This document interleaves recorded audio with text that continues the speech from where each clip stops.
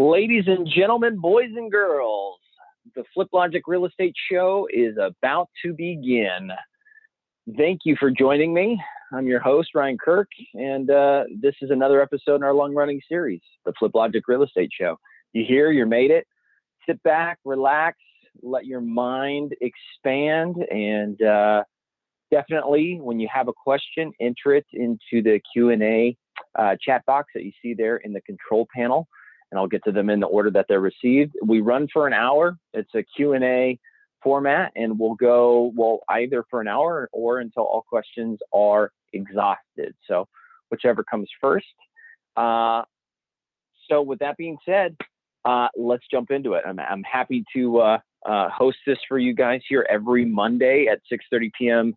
Pacific Standard, here from the fly bridge of, my boat in Marina del Rey. So let's talk about it. Real estate. It's happening. It's all around us, and it's a great time to be in real estate. So I'm gonna tell you guys a little bit about what I've been up to this last week, and then that'll give you guys a chance to ponder, percolate, and allow you to get some questions in there. Actually, this weekend, I went on a spiritual retreat up to Ojai. For those of you, I don't know how spiritual or religious everybody is on here. I grew up in a private religious school, but I would consider myself more spiritual. That's just, a little bit about me.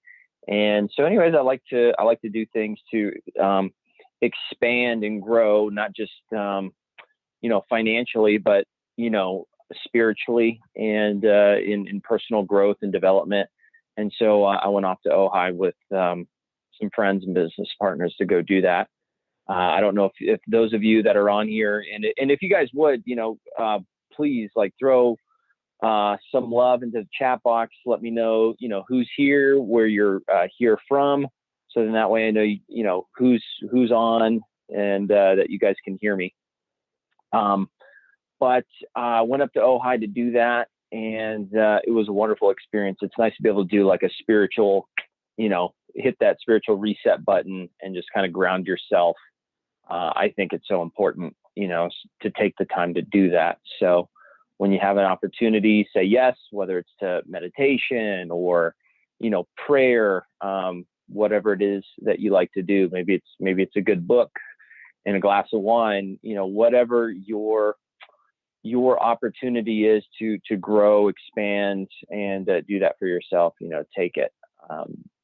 So that being said, all right, Sean's here from Tampa, Florida, Clayton from Los Angeles. Awesome. Glad you guys are here and you guys can hear me okay. Let's see. So one of the other things I wanted to share, just some quick house cleaning tips. We had a number of new folks come onto the system, which is great. That's the good news. Bad news is it caused us to run into some bugs that our engineers had to address. I'm sure that there's some of you who have experienced that. But our new upgraded data feed, our comparable comps data feed, it should be live tomorrow. So very excited about that. I'm hoping it's going to be pushed this evening, be live in the morning, and then we're not going to have any further interruptions with pulling comps, and you will actually have more comps. So you're going to have, I think we've got 99% of all of the properties in the United States. You can put in an address and it'll populate, the public records for that already, but it will also populate all of the comps that you're ever going to need to find, because a lot of systems I've tried, it can be hit or miss on what will populate and what won't. So this is going to have all the bases covered, about 99% again of all the addresses out there. So I'm very excited about that. So that should be live in the morning. If not, maybe there will be a 24-hour delay on that, but it's coming very quickly. And then we will have our verified motivated seller leads that will be live, I'm hoping by the end of the week, of this week. So that's going to be awesome, to where for just pennies, I think somewhere around 8 cents a lead. You'll be able to pull whatever it is, notice of default, notice of trustee sale, divorce, probate, inheritance, property tax default, vacant, properties that are known to be vacant or absentee owned.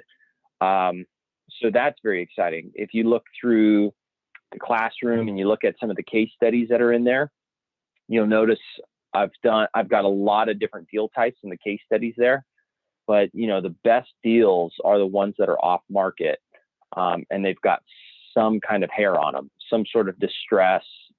Obviously they need to be a fixer, right? So there's value to be added and a discount to be had, but then some sort of motivation, another deal that I just put under contract, just this last week, was a vacant inheritance, and it was off market. So it was off market, it was vacant, except for the back casita that was rented, and it's an inheritance property. So most inheritance properties, whether it is probate or not, or it's a death certificate that demonstrates that it's an inheritance type of property, because you can usually identify whether it's an inheritance or not if you're pulling a list by probate or by death certificate. Those are the two things that usually trigger an inheritance. And typically heirs who inherit a property, they typically just want to get rid of it and cash out. So this was a deal where we put it under contract at 310. It needs about 80,000 or about 40 bucks a foot in rehab. And we has an ARV of 550, and we sold it. We were asking 407, and we sold it at 387. We thought we were going to end up at 375. We got a higher offer. We had multiple offers. We had the lowest was 325. The mid was 345, and our high was they wanted it at 385. We pushed them up to 387. And so anyways, that's obviously a huge profit margin on just a 4-bed, 2-bath, 2,100 square foot house on a 6,000 square foot lot with a pool, spa, casita, and it was a complete fixer. So anyway, but deals like that, big margins like that are best, can best be had when they're off market. It's not to say you can't find them as for sale by owner and negotiate those, for sure. For sale by owner on Craigslist, for sale by owner on Zillow.com, or maybe listed with a realtor. It's just, in business, you always want to go where the competition is not. And the competition, there's less competition in off-market deals, because when it's on the internet and it's on market, everybody can see it. So it's easier for people to find it and make an offer. But when it is a FSBO or it is on the MLS, the sweet spot with those is going to be either, and it's okay, you're always usually going to find that it's overpriced. That's okay. Overpriced deters a lot of people. It's picking up the phone, it's making the phone call, it's inquiring, it's asking, hey, is this property still available? Is the seller motivated, or are you motivated? What's the best price you're willing to do? And then running the numbers, making a verbal offer, and then formalizing it with a purchase and sale agreement, right? Which you can generate in Fliplogic. So the way that we make our money, whether it's off market or on market, is we're really offering, I like to think of us as like we're a convenience store. We're offering speed, we're offering convenience, and we're offering certainty by doing an all cash offer with typically, let's say like a a 7-day inspection period and a 14-day closing period. So you're offering speed, certainty, and convenience by doing that. And so you're basically kind of like the convenience store. I go up, to the convenience store up here. I know I'm not gonna get as good of a deal as if I go, down to Ralph's, but I'm doing it because I know I can get it fast. I can get it conveniently, and I know I can get it, quickly by just, going right up there. And so that's basically what we're offering as an investor, doing an all cash offer. All right. So with that being said, Sean says, how do you research a market if you want to expand to other states before you buy your motivated sellers marketing list? So that's a great question. As far as researching markets that are foreign to you, with every healthy market, it really boils down to jobs, right? So if you wanted to go online and look at what's the top 10, top 20, top 50 markets for job expansion or jobs, because jobs creates, income for folks. Income and jobs means people need housing, and that drives, the housing market. So I would look and see what are the markets that are having a lot of job growth. Those would be good markets. The other thing that you can do if you're thinking about expanding is maybe what are some places that you visited or have family in that you would go visit, or that you would go back and visit. Those would be some good places that would be good ideas as well. And I would also say when you're starting out or you're expanding, it's nice to be in a position where if you need to, that you could drive and get there. Because properties that are occupied, the best properties are vacant, right? Because if it's vacant, it makes it easy to access, easy to show, and you don't have to wait for somebody to move out. If you do have an occupied property, it just makes it a little more tricky. It's not an issue, but if you've got an occupied property and there's a seller in the property, well, now somebody's got to be there, because the seller and your investor could fraternize, can't they? They mingle, and you really got to put a lot of trust in your investor, build some rapport, let them know that, hey, that, it is occupied. You are going to have to go there and meet with the seller. In this case, you've got it tied up, but please, I generate, good deals that are tied up. They're, under contract, ready to be delivered. You don't have to go and compete against the whole market to try to get the deal done. I've got it tied up. I've got it ready for you. But when you go in there, I need you to introduce yourself as my construction partner and go in that way. So then that way, the seller and your investor, your cash buyer, they know their roles. They know not to discuss price or negotiate terms or anything like that. That your cash buyer knows to just go in there, do their walkthrough, count the windows, look at how many bathrooms, check out the kitchen, electrical box, do whatever they got to do, kick the tires to do their rehab budget, and then be out and get back to you with their go number, right? Their price that they're ready to move forward on. So it's nice if the property's nearby, in case you need to run over there to meet with your buyer, to keep them from fraternizing with the seller, or in case the seller is a stickler, they're not really coming down on price, and you need to go there and say, you know what, well, let me come down, let me take a look, meet with you, and go from there. Because there is no question about it, face to face, it gives you it. People typically will be more flexible when they meet with somebody face to face, right? There's just trust. There's just a whole element that happens there. So that's just a long-winded answer for saying, if you're expanding into other markets is great. This business can absolutely be done virtually, but it's also nice when you run into those circumstances where it's occupied or the seller is nearby because it's occupied, and you do need to go get to the property for some reason, and maybe you don't have somebody in that area you can get over there, it's nice to be able to run over there, get to the property. So I hope that helps, Sean. That gives you two ways to look at it. One, where's the job growth at?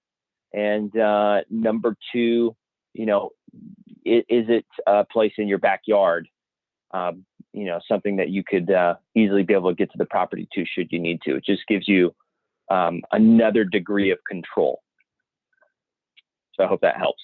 If not, if you're expanding into markets that are further away from you that you're not going to be able to drive to, then to make some sort of strategic alliance, you know, with a bird dog in the market or a realtor in the market, you know, somebody who can be there on your behalf at the property should you need them to either drop off an offer with the seller, or to just go meet there with an investor, a cash buyer of yours who's going to be in that market, just so they can be there and you've got somebody on your team who's there on your behalf. So I hope that helps. Let me know if you have any other questions on that. All right. With that being said, hope you guys don't mind. I'm having a skinny margarita. It's happy hour. It's happy hour here in California. It's 6:46. All right. Okay, let's see. So while you guys are still populating questions, something else that I wanted to share kind of touches on that point. This recent deal that I just put under contract that's closing is, it was also occupied. It was an inheritance, very, very flexible, easy sellers to work with. And same thing, I went there once. I didn't want to go there for the other repeat inspections. I wanted to have multiple investors go there. So why? So I could get multiple offers, right? I had a 325. Somebody said that they would be willing to pay 375, and then they said, oh, they're at 325, and they totally lowballed me. So I had a few other people go, you know, got it up to 387. So obviously had to have multiple people go.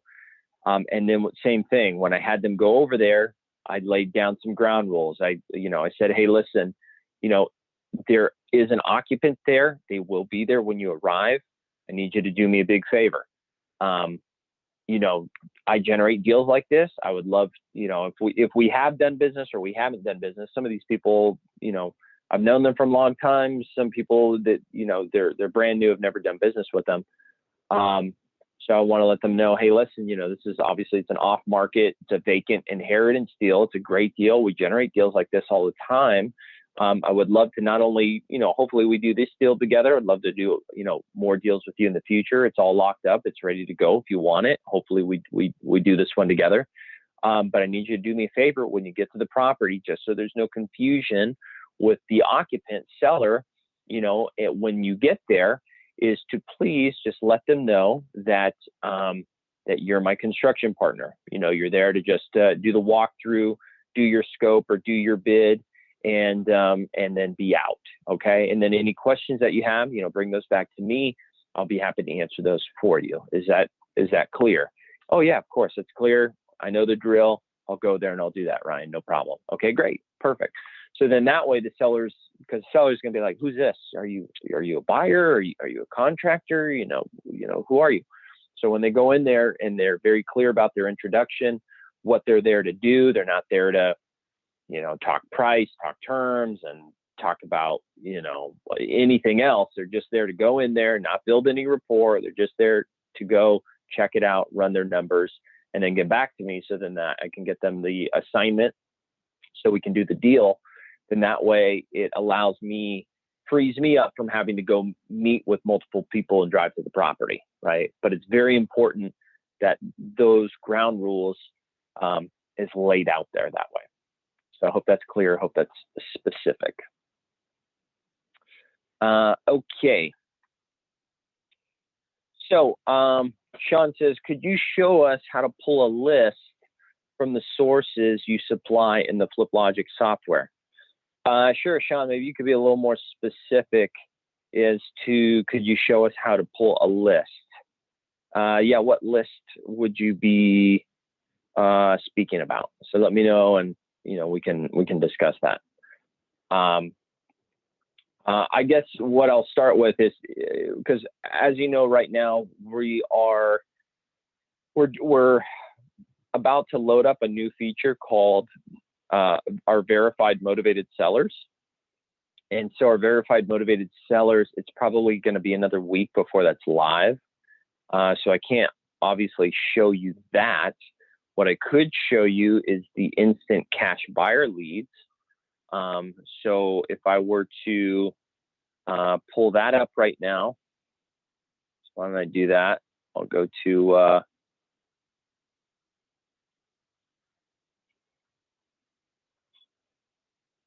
let me see here, instant.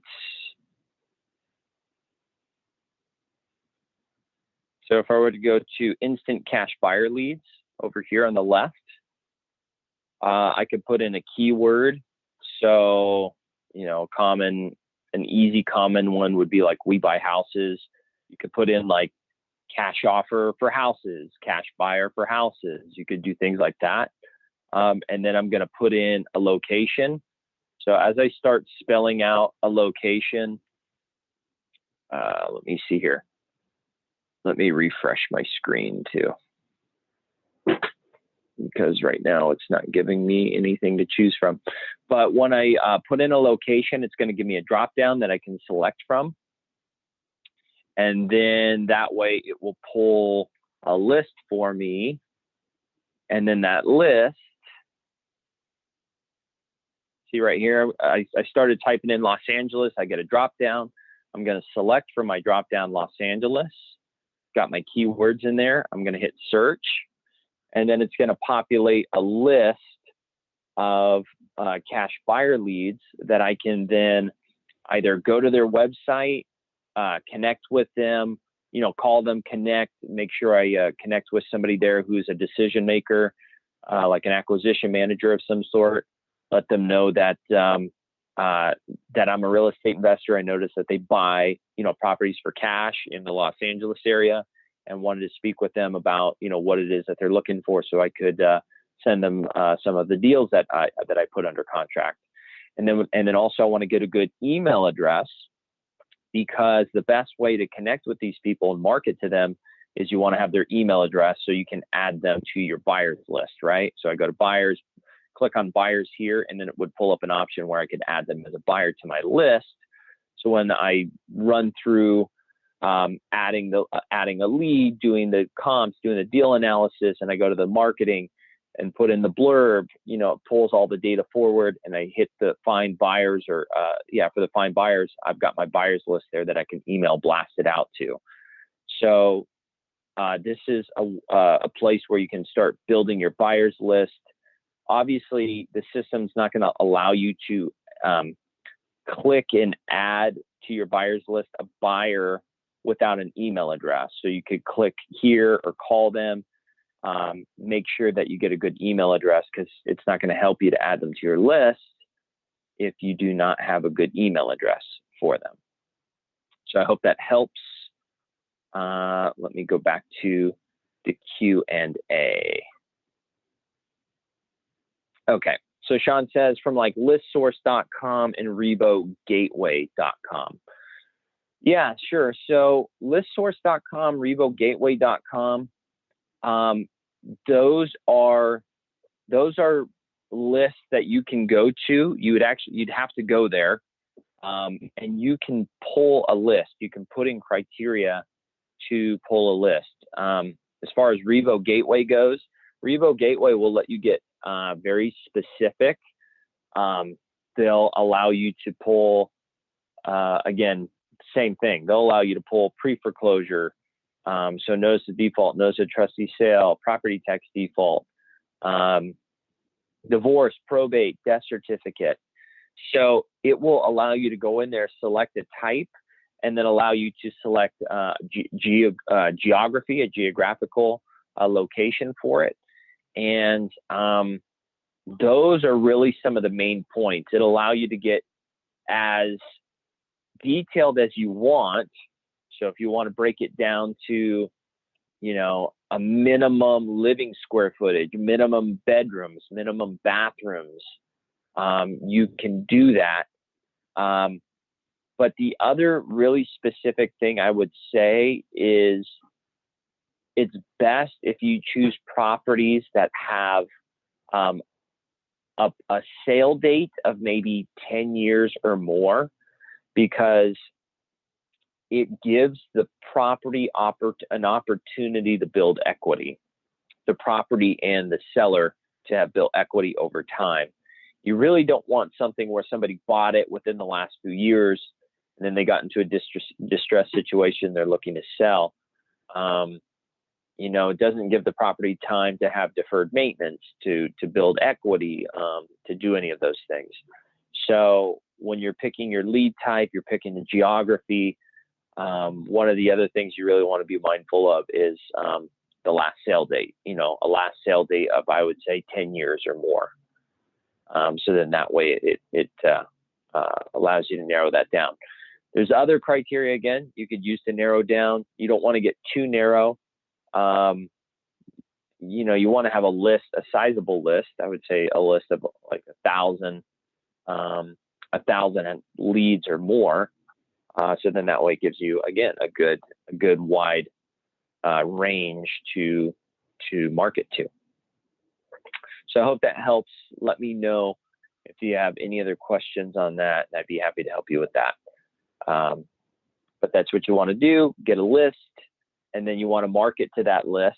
And there's only a couple of ways to do that. That's one, you either got to send out direct mail. Direct mail is great because direct mail, you know, a lot of folks who own properties that you're marketing to, you know, direct mail, it's very specific, it's highly targeted, and you're also ensuring a majority of these people are receiving your marketing. The cheaper way would be to do like a recorded voicemail campaign where you record a voicemail like, "Hi, my name's Sean. You know, I'm a cash buyer in your area. I'm looking to buy another home in your neighborhood. You know, if you would be interested in selling, you know, give me a phone call back. You know, I can pay all cash and you pay no fees. Give me a call." And then you can send out that recorded voice message out to your whole list. Very cheap to do that. The only problem is you're probably only going to have about a 40 to 60% hit rate, because only 40 to 60% of the phone numbers are going to be good and will be cell phones, because you need recorded voice message technology. It works based off mobile phones. So it goes straight to voicemail, doesn't ring their phone. So it's not going to work with a landline. It's got to be a cell phone in order for that to work. So if you're pulling a list and only 40%, you know, only 400 out of 1,000 or only 600 out of 1,000 are getting recorded voice messages, you know, that other, you know, again, 600 to 400 people on that 1,000 property address list, the only way that they're going to hear from you is by, you know, getting a direct mail piece from you. So it's good to do both, but those are, you know, two main ways of marketing. A third way is by, you know, social media. You could then take that same list, upload it to Facebook Ads Manager, and then use our 1-888 cash offer seller testimonial video, the same video that's on your website. You can run that as an ad. Click for a cash offer now. Click now to get your cash offer, right? And have that video running, showing up in their Instagram, their Facebook feed. The only problem with that, again, depending on your market, you know, a lot of people maybe who are older, who are motivated sellers, you know, they may not be on Facebook all that much. They may not be on Instagram at all. They may have never even heard of Instagram, but they sure get mail. They'll open up their direct mail, and if they do have a cell phone, you know, they'll get your recorded voicemail. So that's kind of the trick of marketing, right? It doesn't matter what business you're in. You've got to touch people multiple times, and the more angles you can touch them from, the increases the odds of them, picking up the phone, calling you, and taking you up on your offer. So I hope that makes sense.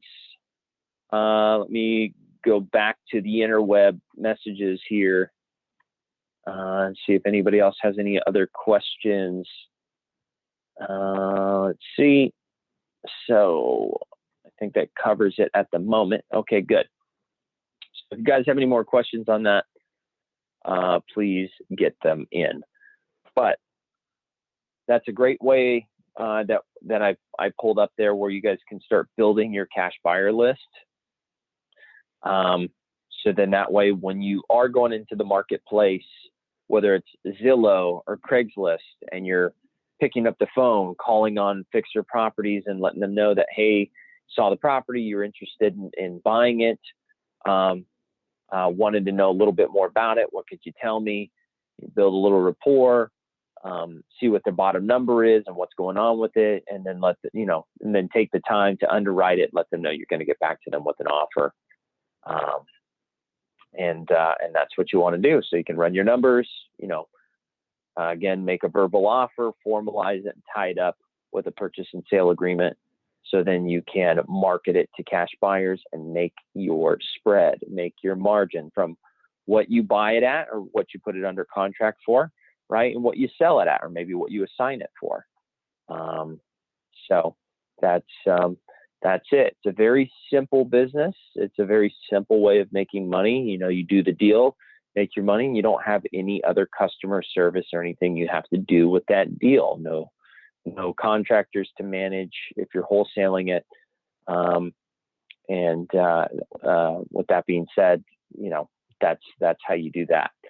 So we do have rehab lending, though. If you guys do decide that you want to rehab or mix in rehabs with your wholesales, we can do that for you guys as well. And actually, under our funding, you'll see our new rate sheet going up. It should be up pretty soon, where we lend 90% of the purchase price and 100% of the rehab. It's 85 to 90% of the purchase price. Just depends on where the property is located. So I hope that helps. Let's see, 7 o'clock, 7:02. I don't have any other questions at the moment. We're almost 40 minutes in. We've got about 20 minutes left. If anybody has any other questions, if not, then we will go ahead and get ready to wrap.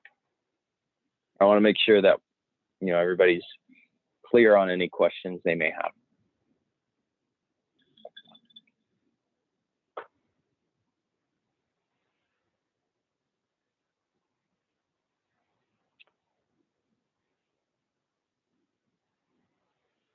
Okay.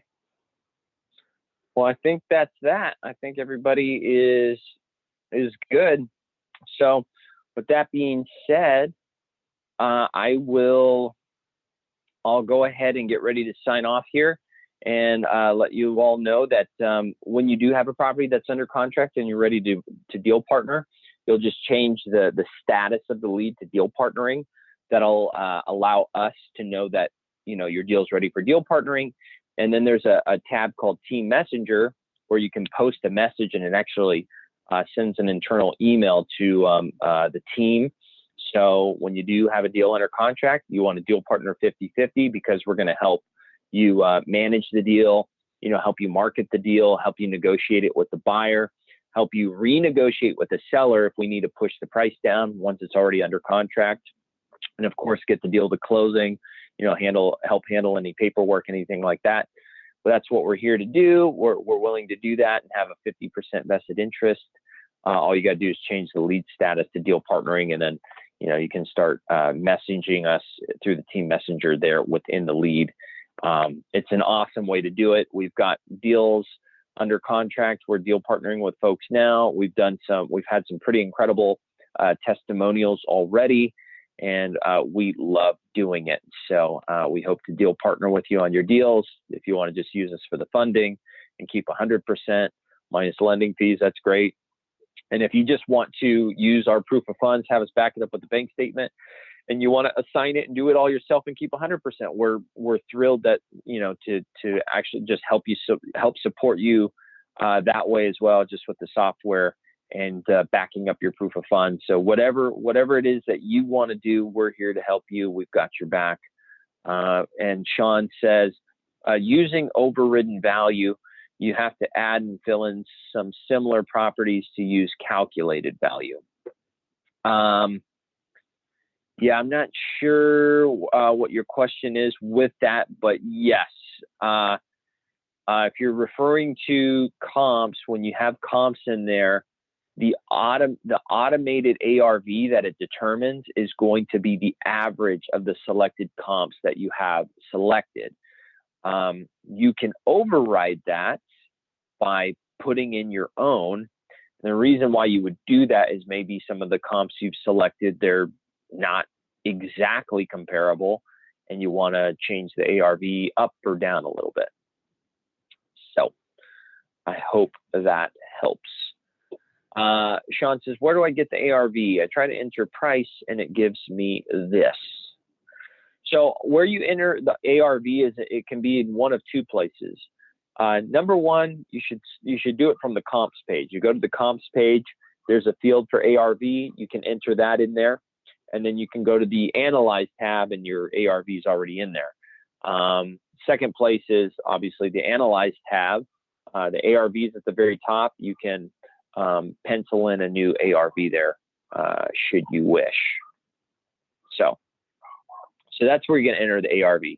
So ARV, you typically want to do it from the comps page because you're going to pull comps, select the comps you're going to use. It's going to determine an ARV for you. You can override that and put in your own. And then when you go to the Analyze tab to put in your repair costs and tweak your ROI or your profit margin or whatever you want to do, you know, it's already working off an ARV that you've already determined from your comps page. So I hope that helps. Let me know if you have any other questions on that. William says, just got a lead from driving $4. I can pull over and put it in. Sure. Yeah, we've got a little time left if you want to do that.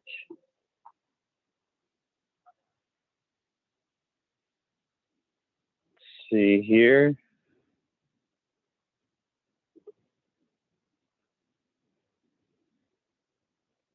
Okay. Let's see here. Bum, bum, bum.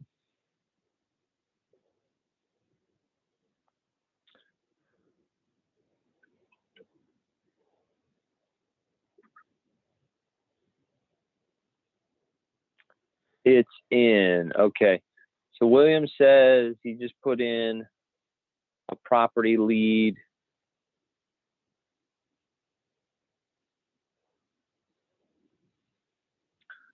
So let's see, maybe he.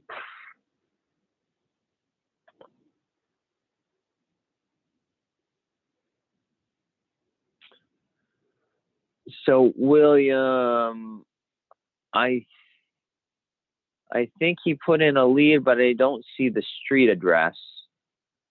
See the street number. Oh, there it is. 3846 South Murfield Road.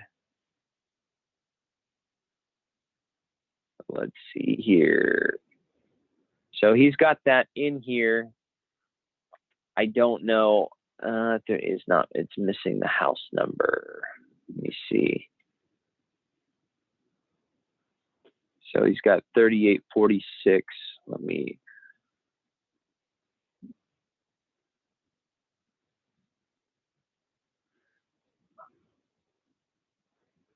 go back to the comps here. 3846 Murfield Road.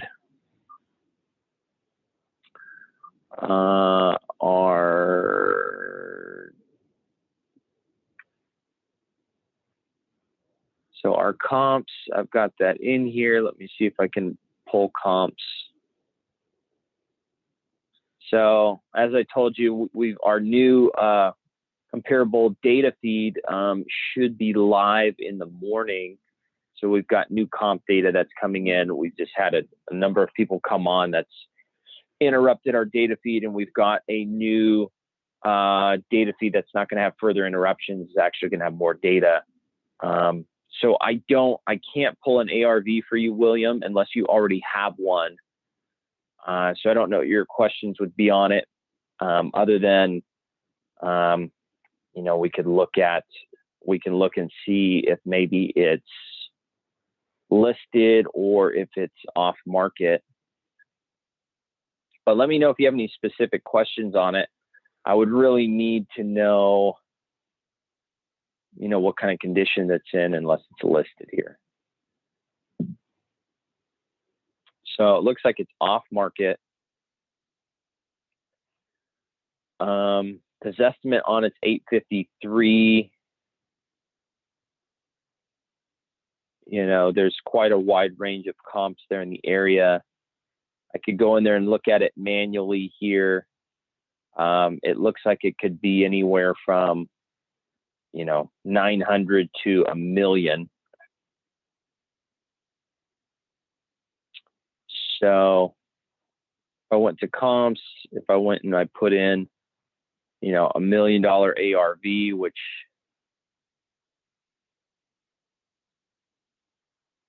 again, you'd have to do a deep dive on that at this moment. If I was going to do like kind of a quick worst case scenario, you can always go over the side, check out this cheat sheet here for that area, $1 million property, depending on what it is. Let's see, let's make sure the property details.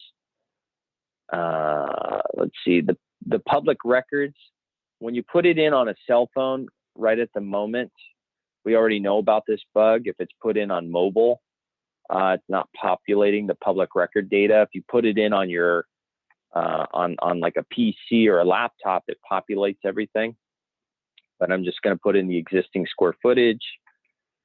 So then this way we've got data, because in order to run your price per square foot off your repairs, definitely need to know how much square footage you're working with. So 1588, $40 a foot would be 63,520. If we had $1 million ARV, you know, the system's saying, you know, if you did a 4-month hold time, 80% leverage for the purchase and repair costs, 10% rate.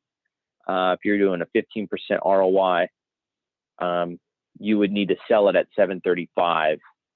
If you're gonna sell it at a 15% ROI. The system does 15% for the ROI if it's over $1 million ARV. So it's saying you would need to sell it at 735. You know, you'd need to buy it 640 to 707. You know, you could go up as high as whatever. If you want to go up to 715, selling at 735, you got a $20,000 margin. Obviously, these are just some rough numbers. Need some 2 to 3 comps or more to support the ARV. I just threw in $1 million because just looking at this here, you know, I was just looking at this very quickly. But it's a 4.2 1588 on a 6240 lot. Looking at just the quick comps here on Zillow.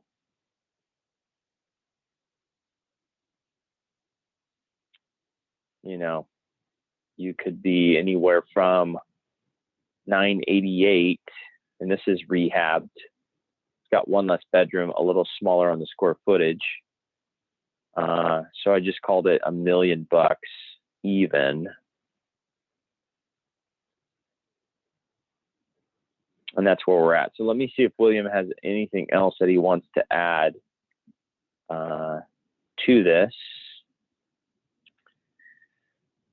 It would be more in the original state. Okay.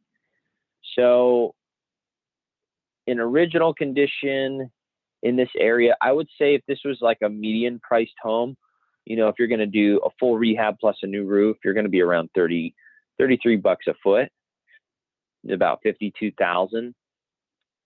You could probably get away with that on this home because I think this is a 1950s build. So I don't think I think you're going to be around 33 bucks a foot. It could be 40 bucks a foot. You know, you're talking about $1 million home ARV here. So let's call it 40 bucks a foot. So if that's the case, $1 million ARV, you know, pushing this property would be, you know, if we're at like 10%, which is still, I mean, I think that's definitely doable. I don't think you have to sell this thing at a 15. It's just pretty simple house. I think you're probably going to be, like, if we were going to get really nitty gritty with it, I think you could probably sell this thing at like 784, and anything below that is going to be, you know, your wholesale margin. So max rehab price 784. Let's just call it 785.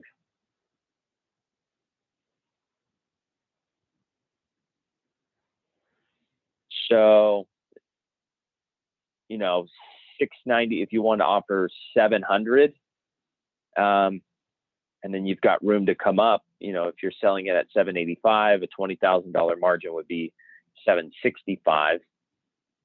But it's saying your initial cash offer 690, max cash offer 756, and you want to sell it to a rehabber at 785. So I hope that helps. I think that's pretty close for just doing some quick rough numbers. I think we're probably going to be in the ballpark of that.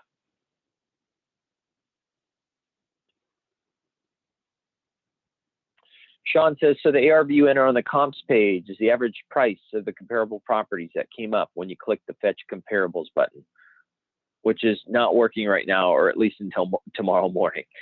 Right. So when you fetch the comparables, when the comps that you select, it's going to average those together. The ARV that it comes up with is the average of your selected comps. So that's what that is. And then you can tweak that number by just editing it, you know, based off of, you know, if you're eyeballing it, you know, this one has a pool, this one doesn't. You know, pools typically cost somewhere around 40,000, you know, 35, 40,000 to do. So maybe, you know, your comps all have pools, yours doesn't. You're not going to do a pool. So then take that ARV and maybe you reduce it 40,000. Or all the comps don't have pools, yours has a pool, so you got an extra $40,000 bump in value. So you take, you know, the average of the comps you use, you're adding on 40,000. That would be like an example like that. So I hope that makes sense. But yes, using the average is good, but you know, if your property's superior, then you want to bump your ARV because you don't want to, you know, sell it at a average ARV when you know you've got a superior property. And same thing, if maybe it's the opposite direction, you want to, you know, correct accordingly and offer accordingly on it. I hope that makes sense. But again, I don't, you know, yeah, our comps, you know, it's had issues, and you know, again, that's how I do deals.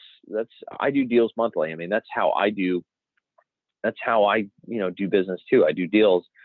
So when we had a flood of people come on, it killed my comps for me. I don't just say, oh, you know, I'm just not going to do the business. I'm just going to stop. You know, obviously, you know, you know, it's easy to get this information. It just makes it more difficult. It's not as quick. I can't execute as efficiently. I can't market as efficiently, but I'm still going to do deals. I'm still going to make offers. I'm still going to, you know, make money. So don't let it stop you. And unfortunately, it's just been an interruption. It's just a growing pain. That's just what happens, but there's a lot to the good here. But yeah, I'm definitely sorry for the inconvenience, but it should be, you know, bigger, better than ever. Hopefully starting tomorrow morning with our new data. So I'm pretty excited about it. So I feel like it's like Christmas Eve. But yeah, so this deal here that William is looking at, I'm sure he's going to call on it, let them know that he's interested in buying it. You know, what would they be interested in selling it for? You know, if he were to make a cash offer and close quickly.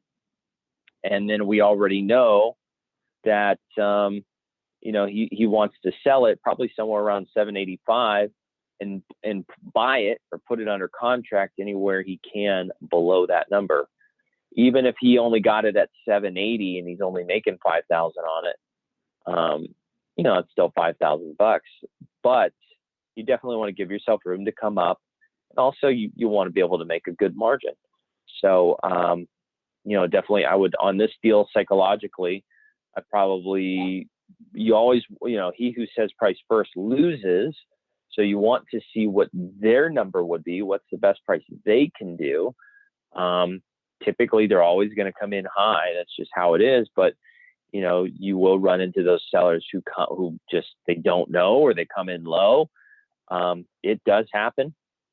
It's great when it does. But yeah, you typically got to beat it up a little bit. And so, you know, you'll want to come in at 690, 700, and then work your way up, because if you start at 700 and the seller gets you up to 750, how good is he feeling that he got you up $50,000? He feels like, you know, he's a master negotiator and he really pulled one over on you. And you want to let him know that, you know, you're feeling beat up. You know, you've got, you know, you're on the ground with, you're on your knees with, you know, 2 black eyes and a bloody nose. And that, you know, that you're paying more than you feel comfortable paying. You know, things like that, you know, are comedic and also allow the seller to feel good about, you know, how the negotiation went and the price that he's getting. You know, in every transaction, we always want to feel like, you know, we did the best we could. We got the most we could out of the deal. So, art of war, you know, you want to make the seller feel like, you know, they won, right? So, same thing when you're selling it. You want your buyer to feel like they won. So there's a little bit of there's an art in doing that. But that gives you an example of it. Cool. I hope that helps. Does anybody else have any other questions here in closing? William says, okay, I will run 700, 705 by the owner and see what they say. Awesome. Let's see. I think that's it at the moment. We've got, well, we're almost time. We've got 7 more minutes. If anybody else has another question that they want to get in.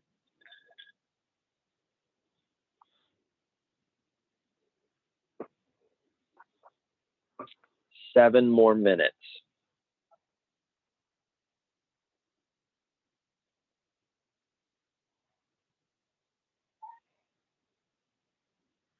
But looking good, looking good. That'd be that's a great lead there. It's a good area.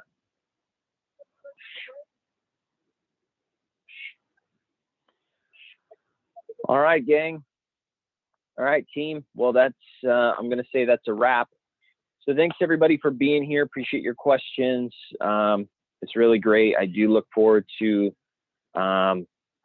you know, continuing to lend on your deals, deal partner on your deals.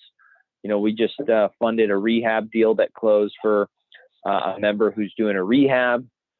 So congratulations to Paul on his fix and flip that he's doing. We were happy to, he got 85% on the loan to purchase and 100% of the rehab.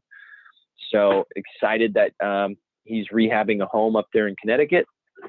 And for those of you who, again, you've got deals you either want to deal partner or you need the funding on, or you just want to use the system and just have us back up your proof of funds and assign it yourselves, keep 100%.